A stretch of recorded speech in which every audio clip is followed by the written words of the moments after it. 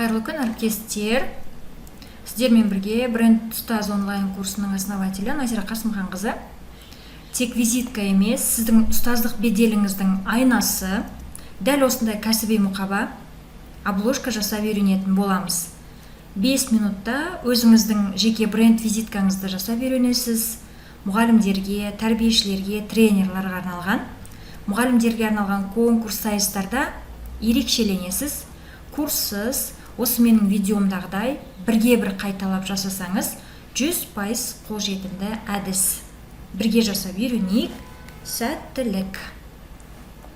Ол үшін Canva бағдарламасына барып, поисковикке Canva графический дизайн компания деп тұр, соған барасыздар.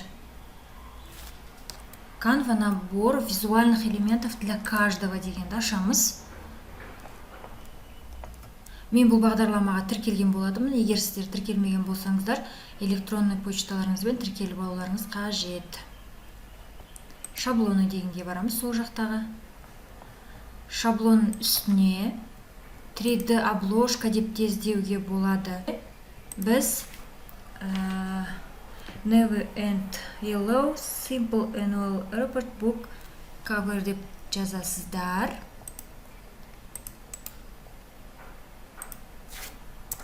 Іздейміз. Осы жерде біз өзімізге керекті шаблонды табамыз. Өзімізге керекті шаблон, мысалы, маған мына шаблон ең біріншісі ала салуыма болады. Енді көңіл аударыңыздар, егер мына жерде платный деп тұраса, оған бармайсыздар. Біз бесплатный версиясын аламыз. Міне біріншісін аламыз. Изменить шаблон дейміз. Сіздерге шаблон берілді, тура осы шаблонды өзгертіп аласыздар. Загрузкиге барамыз. Загрузить файлы. Загрузить файлы. Осы жерден біз кез келген өзіміздің фотомызды аламыз. Мысалы, кез келген фотоны алайық міне. Түсті. Осы фотоны біз әкеп мына жерге қоямыз. Бұлай да алуға болады. Мынаны алып тастап, мысалы.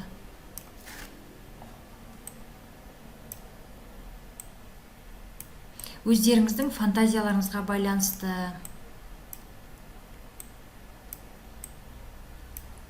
Мына жерге, мысалы, Ғазезова,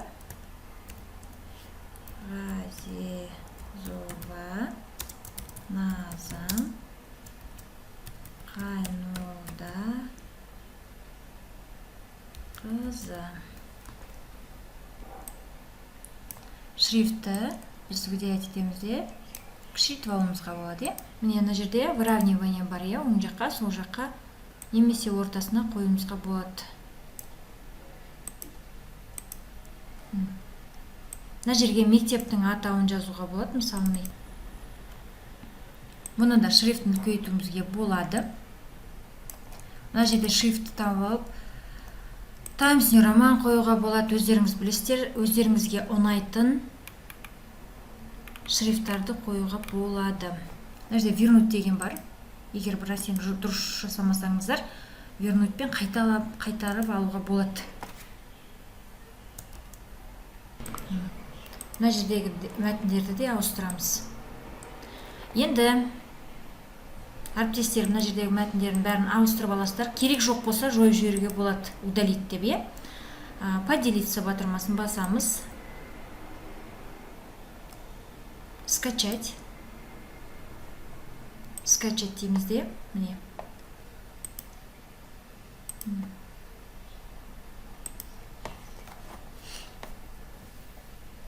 Мысалы, мен YouTube деп мына жерге салып қоямын. Өзім, мысалы, YouTubeға байланысты папкаларды қайда салып отырам, осы жерге жинап отырам, соған салып қоямын. Енді сіздерде сұрақ туындайтын шығар. Мысалы, мына фото сіздерде ешқандай артында фоны жоқ, тура мына фотоны, мысалы, қазір фонын алып тастауды үйрететін боламыз. Canvaға салу үшін фонын алып тастаса, әдемі болатын эскиздар бар. Үшін поисковикке онлайн убрать фон фотографии. Графи деп жазамыз. удалить фон деген кезде мысалы кез келген міне мысалы мына біреуге барайық, иә, удалить фон онлайн деген.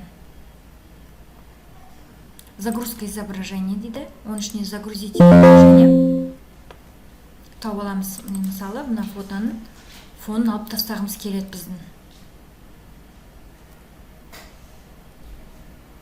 Не, көрдіңіздер ме? Скачать деп осы фотоны ала саламыз бесплатно. Таңдап алдық. Фотография егер наско деген ішіне қайтадан сап қоямыз. Дайын канвада жасалған эскизді 3D обложка деген сайтқа саласыздар. 3D обложка книги онлайн деп тұрады, иә. 3D обложки, упаковка продуктов и услуг деген бар. Соған кіресіздер. Осының ішінде өздеріңіз таңдаған шаблонға барасыздар. Рабочий столда YouTube деп тұр ғой, соның ішіне салдық, иә, біз сіздермен бірге жасаған. Осы PDF-ті таңдаймыз. Алмайды. Енді көрдіңіздер ме, ол PDF болмау керек. Бұл программаға салу үшін міндетті түрде бағанағы фотоны JPEG-ге ауыстыру керекпіз. Біз онлайн преобразовать PDF на JPEG деген болу керек. Не? Алдық, иә? Біріншісін емес, екіншісін аламыз. PDF-ті JPEG-ге ауыстыру керекпіз. Выберите файлы дейді. Бағанағы JPEG Canva приложениесіне жасалған суретті аламыз.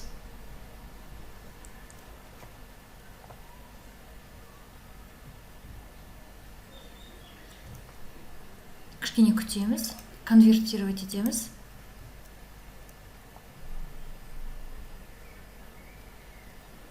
Скачать дейміз.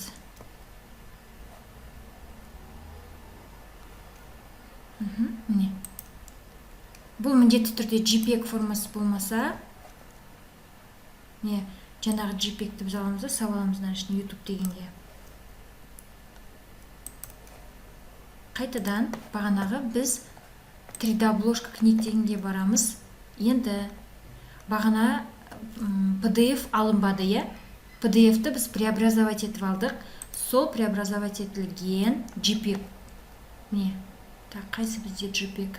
Мынау PDF, міне JPEG. Открыть. Ашылды, көрдіңіздер ме?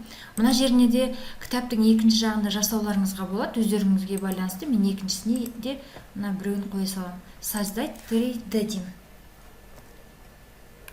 Күтеміз. Сіздермен бірге жасалынған кітап, иә? Скачать оригинал дейміз.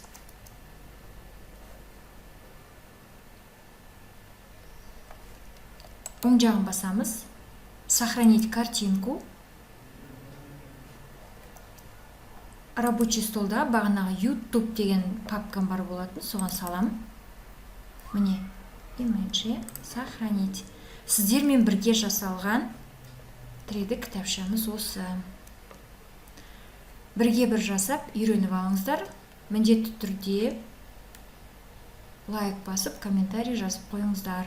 Сұрақтарыңыздың бәрін комментарийға жазсаңыздар, сол жерден жауап беретін боламын. Сау болыңыздар, сәттілік.